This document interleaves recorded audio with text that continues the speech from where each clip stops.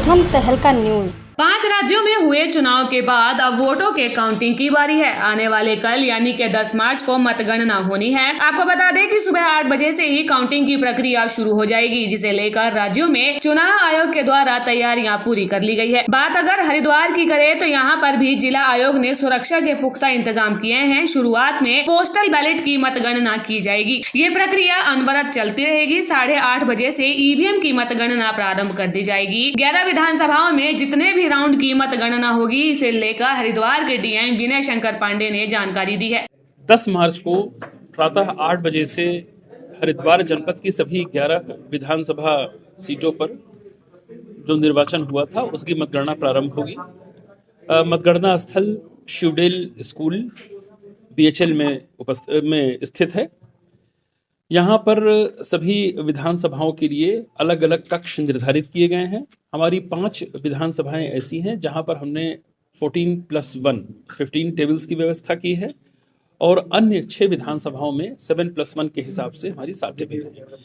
ये उन विधानसभाओं में ज़्यादा टेबल की व्यवस्था है जहाँ पर पोलिंग स्टेशंस ज़्यादा थे। प्रयास हमारा ये है कि औसत 4.5 से 5 घंटे में हमारी ईवीएम की मतगणना समाप्त हो जाए। इसके अतिरिक्त पोस्टल बैलेट एक अलग कक्ष में उसकी मतगणना होगी। उसके लिए भी अलग से एआरओ नियुक्त हैं, माइक्रो ऑब्जर्वर्स नियुक्त हैं और ईटीपीबीएस के लिए भी अलग से काउंटर्स लगाए गए हैं जहां पर वो स्कैनिंग होगी। हम लोगों की उम्मीद ये है कि सारे मतगणना का कार्य चाहे पोस्टल बैलेट हो, ये तो सिचुएशन पर डिपेंड करेगा, लेकिन आमतौर पर 6.5 से 7 घंटे के अंदर तक आते आते अब बहुत उम्मीद है कि 5.5 घंटे जब हमारी ईवीएम भी खत्म होगी उसके साथ साथ समाप्त होगी। मतगणना को लेकर देखिए पर्याप्त सुरक्षा व्यवस्था की गई है। इसके बारे में भी एसएसपी साहब आपको शॉर्ट में ब्रीफ कर देंगे। कुल मिलाकर जहां से हमारी पोलिंग पार्टियां मूव की थी उसी बीएचएल में जो रामलीला ग्राउंड है वहीं पर पार्किंग स्थल होगा। मतगणना स्थल के आसपास 200 से मीटर का जो एरिया होगा वो टोटल हमारा 0 जोन होगा। वहां पर किसी प्रकार के वाहन की अनुमन्यता नहीं होगी।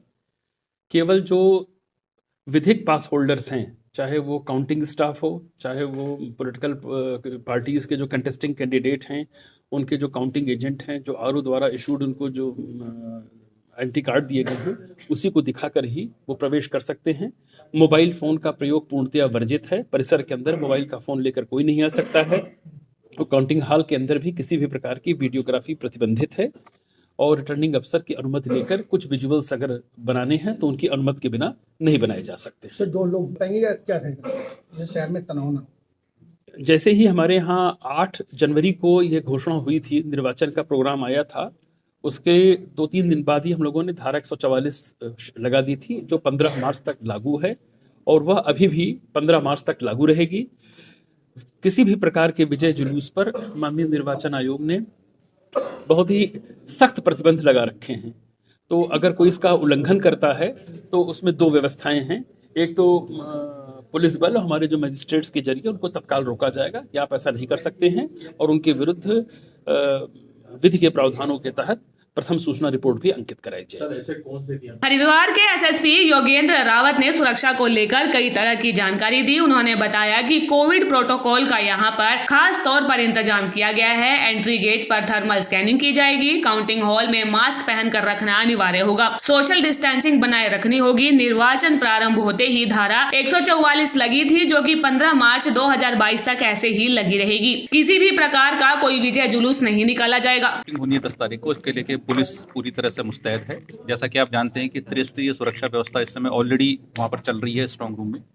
इसके अलावा हम 2 लेयर और बना रहे हैं। एक लेयर जो हमारी आउटर कॉर्डन को कवर करेगी जहाँ से कि लोगों की एंट्री होगी और दूसरा हर विधानसभा की जहाँ पर मतगणना हो रही है वहाँ पर अलग से पुलिस फोर्स लगाया जाएगा। केवल उन्हीं व्यक्तियों को जिनको कि निर्धारित पास इशू किए गए हैं उन्हीं को प्रवेश की अनुमति होगी और किसी भी प्रकार का मोबाइल या कोई अन्य वस्तु ले जाने की अनुमति नहीं होगी। जो मीडिया पर्सनल्स हैं उनको मोबाइल फ़ोन लाने की, मीडिया सेंटर तक मोबाइल फ़ोन बुलाने की उनको अनुमति होगी। इस प्रक्रिया में लगभग हमारे 750 के ऊपर पुलिसकर्मी और 2 कंपनी पीएसी लगी हुई है। जैसा कि अभी बताया गया कि जुलूस पूरी तरह से प्रतिबंधित है। यदि कोई विजित प्रत्याशी जुलूस निकालने का प्रयास करता है तो हमारे पास पर्याप्त पुलिस बल है। हम उसको रोक के और डिस्पर्स करके या उसको स्कैटर करके वहाँ से रवाना करेंगे और यदि उसके बावजूद भी कोई ऐसी आती है तो जो विधि की धाराएं हैं उनके अंतर्गत एफआईआर पंजीकृत की। Thank you. बड़ी बात तो यह है कि यहाँ पर ईवीएम की 3 लेयर में सुरक्षा व्यवस्था की गई है। इसके अलावा 2 लेवल की व्यवस्था और की गई है। 850 के करीब पुलिसकर्मी लगे हैं और 2 कंपनी पीएससी भी लगी है। प्रथम तहलका के लिए हरिद्वार से जहांगीर मलिक की रिपोर्ट।